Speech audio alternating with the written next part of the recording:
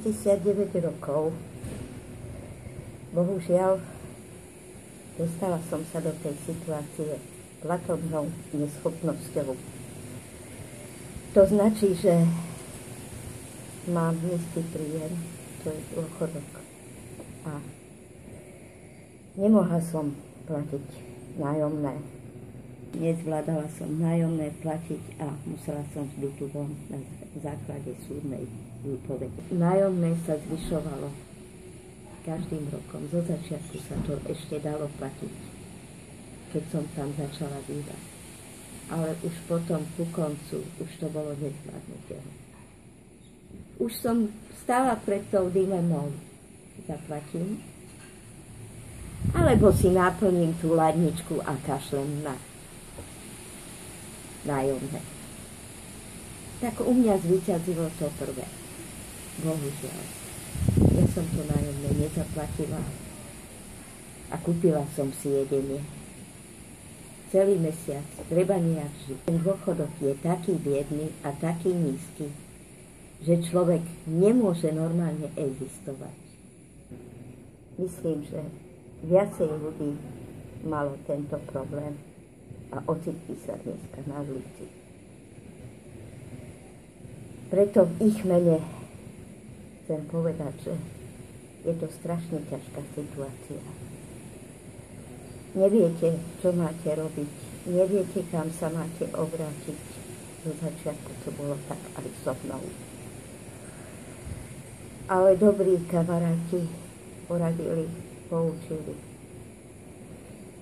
A dneska sa v tomto svete pohybujem. Do tejto ťažkej situácie som sa dostala pred 2 rokmi. Čiže 2 roky už takto vegetujem. Bestiálne chodila a nevedela som, kam idem. Bez cieľa, absolútne žiaden, proste beznádej, vyslovená beznádej. Nevedela som, ako si mám pomôcť, čo mám robiť. Rozmýšľala som. A v týchto chvíľach sú veľmi dôležití tí kamaráti. Veľmi sú dôležití. Chcem im poďakovať, že mi pomohli. No, našli sa kamaráti, ktorí mi poradili. Najprv to bola Armáda spásy, kde som chodila pravidelne na stravu a tiež sa tam človek mohol osprchovať. A modlili sme sa a verte mi, že veľmi veľa nám vedia dať tieto charity. Veľmi veľa. Čo sa týka spánku, dá sa, pretože máme tu rôzne zariadenia, ako Mea Culpa, potom u Matky Terezy, u Barneyho, najmä chorí ľudia môžu byť. A preto im v mene všetkých ďakujem, že sa snažia výjsť nám v ústrety. Čo sa týka stravy, musím spomenúť Matku Terezu, ktorí sa fakt vzorne starajú o nás. Otec Barney takisto za lacný poplatok nám poskytuje obed. To je tiež veľké plus pre nás. Platí sa tam 40 centov za obed a sú naozaj chutné a dobré tie obedy. Okrem toho sú tam šatníky. Za 5-centový poplatok si môžeme vybrať hocičo. Od kabátov až po spodné prádlo. Takže takto môžeme existovať na ulici. Neviem, čo by som vám ešte k tomu dodala, ale nie je to ľahké. Nie je to ľahké, verte. No a tu prichádzajú na rad tí kamaráti, tí praví kamaráti, ktorí vám umožnia, aby ste sa dali do poriadku, aby ste mohli existovať medzi ľuďmi, pretože smrdieť to nie každému vyhovuje. Áno, ja viem, že je ich veľa, ktorí o seba nedbajú. Tia vonku, v kríkoch a tak ďalej, ušpinení. Ale to sú tí tzv. Čučári, ktorí už nezáleží na živote. Neviete si predstaviť, čo všetko sa stáva. Stáva sa napríklad, že v zime niekde pomrznú a zomrú. A treba im pomôcť. Ja hovorím, že treba. Rozhodne im treba pomôcť týmto ľuďom. Žijú v provizóriách, niekde v garážach, v špine, v smrade. Proste pomôžme im. Pomôžme im, jak môžeme. No, viete čo, tí ľudia, niektorí veria, ale je veľa takých, ktorí mi neveria. Povedia, vy ste bezdomovkyňa, však vy vôbec na to nevyzeráte. Naposledy som sa tak popálila na Katke Hasprovej, ktorú som oslovila na ulici, neviem aká je to ulica, proste tam je Vysoká škola muzických umení. Vystupovala z auta, požiadala som ju o pomoc. A tak škaredo mi vynadala, že s plačom som odchádzala odtiaľ. Naozaj. Proste neveria nám, niektorí ľudia nám vyslovene neveria. A niektorí zase áno, a tí aj pomôžu. Pomôžu, naozaj pomôžu. V prvom rade do mea culpa. Taká zastávka veľmi vhodná pre nás, lebo tam sa môžeme vyspať v prvom rade a dať sa do poriadku. Proste osprchovať sa.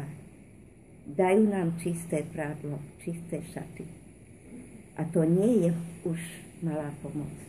To už je veľký krok k tomu, že môžeme začať, že môžeme výjsť na tú ulicu medzi ľudí, aby sme boli čistí, osprchovaní a nesmrdeť, jak sa hovorí. Tá mea culpa je vo Vrakuni.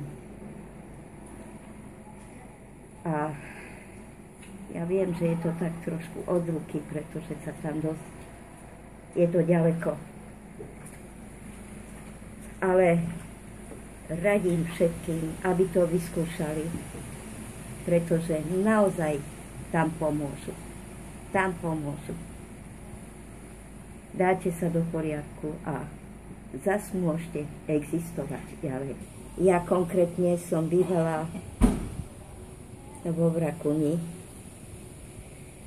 u Dana, jak sa hovorí, a to je pán Daniel Argaláš, ktorý vedie toto centrum pre bezdomovcov a bolo mi tam dobre, bolo mi tam veľmi dobre, tam sme sa vyspali. Ráno sme síce museli vypadnúť, ale už ten základ, že človek je v čistej posteli a vyspí sa a môže proste sa osprchovať, môže sa dať do poriadku, to je strašne veľa pre nás. Áno, to je tá mea culpa a naproti hneď je tento pán, ktorého som spomínal. My sme tomu hovorili Udana. Viacerí vedeli, že o čo sa. Tam nesmie prísť opitý človek v žiadnom prípade. Je v Bratislave veľmi veľa bezdomovcov. Všade, kam sa otočíte, je veľké množstvo bezdomovcov. A myslím, preto by sa mala táto situácia už riešiť. Tak rozhodne ohľadom toho počtu tam vidím veľký rozdiel, pretože týchto bezdomovcov pribúda. Stále pribúdajú a je to už naozaj neúnosné. Tí čučári, myslím, že aj áno. Tí čučári sa dostanú do zúfalej situácie a nevedia to inak riešiť, len pitím toho čuča. A tým pádom sa úplne zrujnujú, prestanú sa o seba starať. Sú špinaví, smrdia a tým pádom ich už ľudia vôbec nepríjmú medzi seba. Odvrhujú ich. A myslím si, že troška pomoci by im nezaškodila. Porozprávať sa s nimi a povedať im, že kde sa môžu obrátiť o pomoc. Tak mnohí si to povedia medzi sebou. A to sú, myslím, tí správnejší, ktorí si vedia, ako tak poradiť. Ale mnoho ich je takých, ktorí nechcú ani počuť o tom, že by sa išli niekde osprchovať. Im to asi tak vyhovuje. Je to menšie percento, veľa menšie percento ako tí, ktorí chcú normálne. Myslím si, že áno. Myslím si, že ten človek sa vráti do života, ak dostane tú náležitú pomoc. Môže sa vrátiť do života úplne ako normálny človek. Je to síce trauma pre nás, ale snažíme sa. Príčina je asi tá, že vláda sa s tým veľmi málo zaoberá. Myslím si, že im na týchto ľuďoch nezáleží. Tak mnohí si to zavinili sami. Napríklad neverou, manželka ich vyhodila z bytu. Mnohí zasa dostali sa do nápravno-výchovného zariadenia, hej. Urobili nejakú vec a už sa nemohli vrátiť k rodine naspäť. Ano, ale treba aj týmto ľuďom dať šancu, podľa mňa. Veď sú to ľudia a chcú žiť. Takže netreba zavrhovať bezdomovcov. Ja viem, sú medzi nimi aj takí, ktorých sa naozaj nedá. Ale väčšina z nich je takých, ktorí sa chcú napraviť a chcú sa vrátiť do života, do normálneho života. Tak myslím, že bolo tu povedané dosť. Len keby sa s tou pomocou začalo už čo najskôr.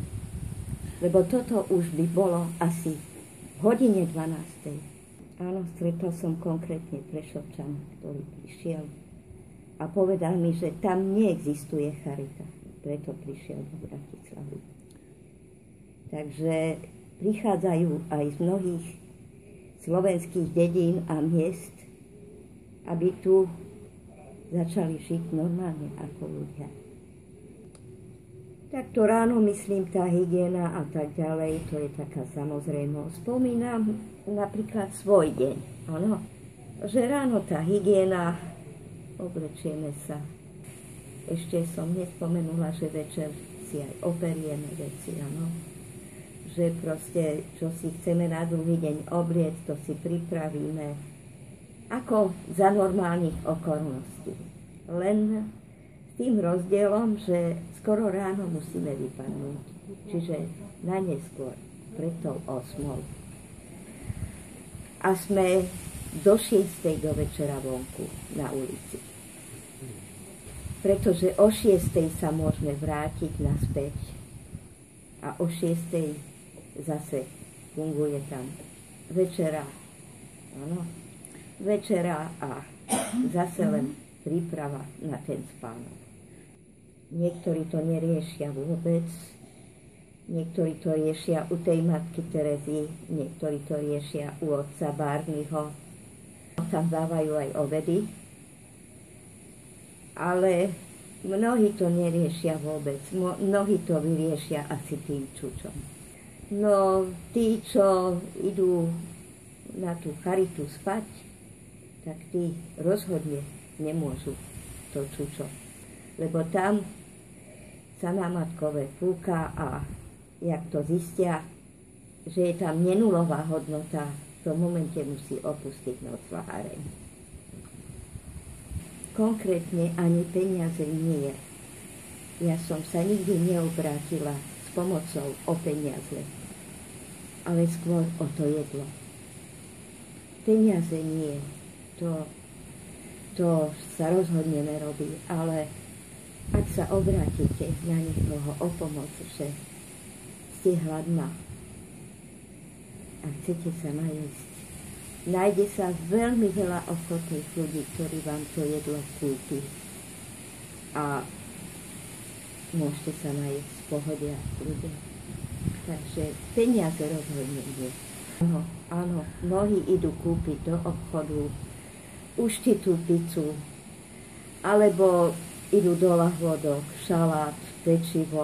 Spomínala som pána Matoviča, na ktorého mám veľmi pekné spomienky. Prišla som hore do Starého Mesta a akurát vystupoval z auta. Bol veľmi zlatý. Hneď mi z auta vybral svoju 10, keď som spomenula, že som na ulici. A dal mi ju do ruky. Touto cestou sa mu musím veľmi pekne poďakovať, že bol veľmi zlatý. Skutočne je to cítiť, že je to človek, ktorý cíti s obyčajnými ľuďmi. Prinútená kvôli tomu dôchodku, pretože ten príjem je tak malý, že nemôžete z toho doslova existovať. To sa nedá. Život na ulici je veľmi drahý. Veľmi drahý, verte mi. Pretože musíte za všetko platiť. U Barneyho za pranie napríklad, za veci. Keď si chcete niečo napríklad kúpiť, topánky, hej, to už nemôžete použité zobrať, pretože topánky nemôžete po druhých ľuďoch nosiť, podľa mňa. Tak musíte si tie topánky kúpiť. Máte na niečo chuť, hej, idete si to kúpiť. A prečo nie? Takže preto je veľmi dôležitá tá práca, aby ju človek mal a aby si mohol trošku viac dožičiť. Počula som veľa prípadov, že večer si bezdomovec lahol, prikryl sa kabátom. Keď sú veľké mrazy, napil sa čuča, aby mu nebola taká strašná zima. A ráno sa už nezobudil. Bol úplne stuhnutý, zmrznutý. Týchto prípadov je strašne veľa. Tak v prvom rade by tie charity malo by ich byť viacej, tých charit. Pretože na Bratislavu je to veľmi málo, tie charity. A ďalej by som odporúčala, aby tam boli využité nejaké priestory, ktoré doteraz nie sú. A aby pomohli tým ľuďom konečne už. Aby sme mohli existovať aj my. A aby sme neboli odsúdení, že sme na ulici celý deň. Chcela by som povedať asi toľko, že kompetentné orgány by nám veľmi pomohli, konkrétne magistrát, keby umožnil v tých noclahárniach byť celý deň aspoň tú sobotu, nedeľu, čiže tie 2 dní v týždni. To by bolo veľmi dobré. Ešte sa chcem poďakovať napríklad za Vianoce, že sme tam mohli byť pár dní, celý deň. Veľmi nám to pomohlo, lebo sme si odpočinuli. A to je veľmi dôležité. No, pozrite sa, tie zariadenia nie sú kompletné. My tam napríklad nemáme na izbe skriňu. My tam napríklad nemáme stolík, kde by sme sa mohli najesť. My sa môžeme najesť iba v kuchynke, spoločnej kuchynke, kde je televízor. A proste je to naozaj len také provizorium. Viete čo, nie je to nič zvláštne, je to dlhá chodba, na obidvoch stranách sú izby. Aj na jednej, aj na druhej. V jednej spia chlapi, na jednej strane a na druhej strane sú ženy. To prádlo sa mení často, to prádlo sa mení prakticky každé 2 týždne. Je to slušné, dajú vám veľkú porciu jedla. Myslím si, že sa z toho môžeme do sytosti najesť. Áno, je tam pri letisku, je tam depol, ale veľmi sú bezdomovci sklamaní týmto zariadením. Že vraj je tam kam ďalej, tým horšie. Aj čo sa podmienok týka, aj čo sa stravy týka. Veľmi sú nespokojní s depolom. Veľmi. Aj to sa mi už stalo. Prechodila som v horúčke, v daždi, v zime. Prechodila som po uliciach. Keď som prišla matke Tereze, že mám teplotu, tak mi povedali, že tam ženy neprijímajú iba mužov. To je v tej Petržalke. A preto ich za toto odsudzujem, že prečo robia rozdiely. Nepoznám takú charitu, kde by brali aj ženy hore. Možno, že teraz som počula, že už aj žena bola. Ale vtedy, v tom čase, keď ja som potrebovala sa umiestniť niekde, tak by povedali, že iba mužov berú. Aj tak nás vyhodia odtiaľ. My tam cez deň vôbec nemôžeme byť. Charita im to zariadí. Je tam zvlášť lekáreň u milosrdných. To je u milosrdných lekáreň, kde vydávajú tieto lieky s tým, že to hradí charita. Stred mesta, v centre je to naproti Grantky, tá lekáreň. Jak sú milosrdní bratia, nemocnica, tak tam je v blízkosti jedna lekáreň, ktorá vydáva tieto lieky pre charitu. Ešte by som poradila, že pod mostom Lafrankovi sa pravidelne dáva večera pre bezdomovcov. To je pod mostom, priamo pod mostom, tam to vozí auto. Prídu tam, konkrétne tam prídu a proste prestravujú sa. Sú aj takí, ktorí priamo chodia na túto stravu. Potom tam na Kolárovom námestí v tom parku, na Račanskom mýte v parku, tiež, áno, tiež sa tam podáva večera. Takže sú tam nejaké možnosti. U mňa je to už asi ten inštinkt. Inštinkt tu zapracuje, pretože nedá sa osloviť každého. Niektorí vám škaredo odvrknú a idú ďalej.